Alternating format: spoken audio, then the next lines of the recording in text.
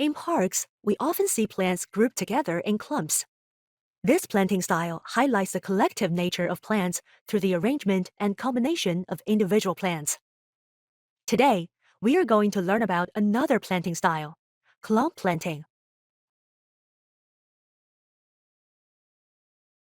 What is clump planting? Let's understand the definition.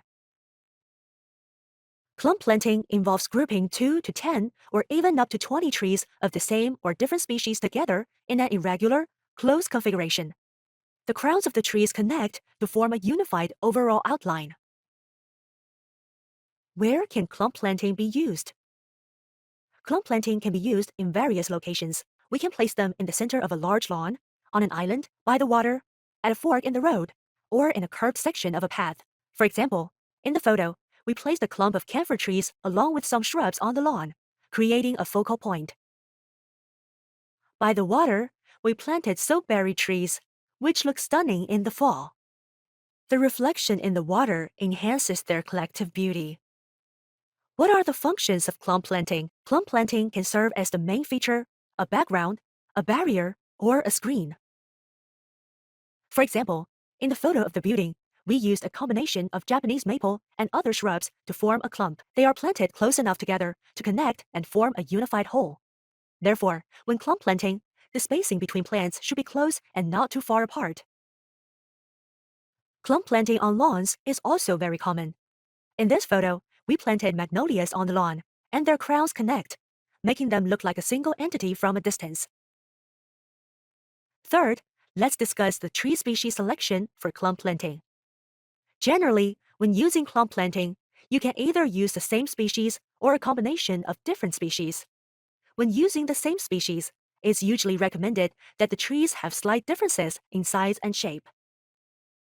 The basic principle for combining different plant species is to pair trees with shrubs, shrubs with flowers, and light-colored plants with dark-colored plants.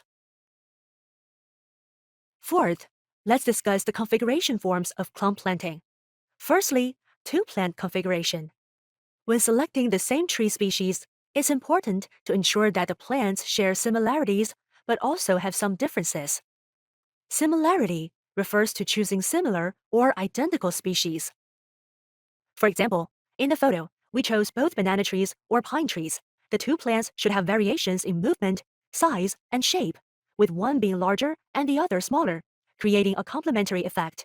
When configuring two trees in a composition, the distance between them should be as close as possible, with their crowns overlapping to avoid a dispersed composition. Secondly, three-plant configuration. When using the same species, the three trees should be divided into two groups with a ratio of 2 to 1.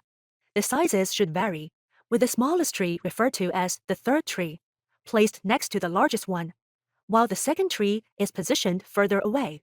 This arrangement forms an isosceles triangle in the composition. When choosing different species, the three trees should still be grouped with a 2 to 1 ratio, both in terms of quantity and species, using an isosceles triangle for the composition. When configuring four plants, there are two scenarios. When selecting the same species, they should be divided into two groups with a ratio of 3 to 1, avoiding a 2 to 2 ratio. The sizes should vary, with one of the trees being neither too large nor too small. When different species are selected, the same 3 to 1 ratio should be applied in both quantity and species, avoiding a 2 to 2 ratio. The sizes should still vary, and no single tree should be isolated in a group. For the composition, you can use a natural arrangement in any polygonal shape, such as an isosceles triangle, an irregular quadrilateral, or other asymmetrical forms.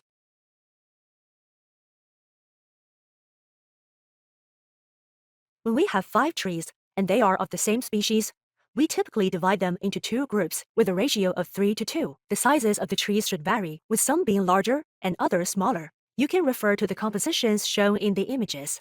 These images display different composition styles, which you can flexibly apply in practice.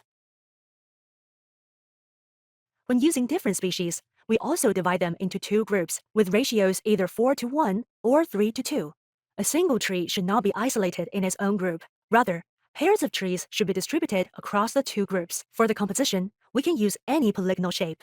Common options include irregular triangles, irregular quadrilaterals, and irregular pentagons.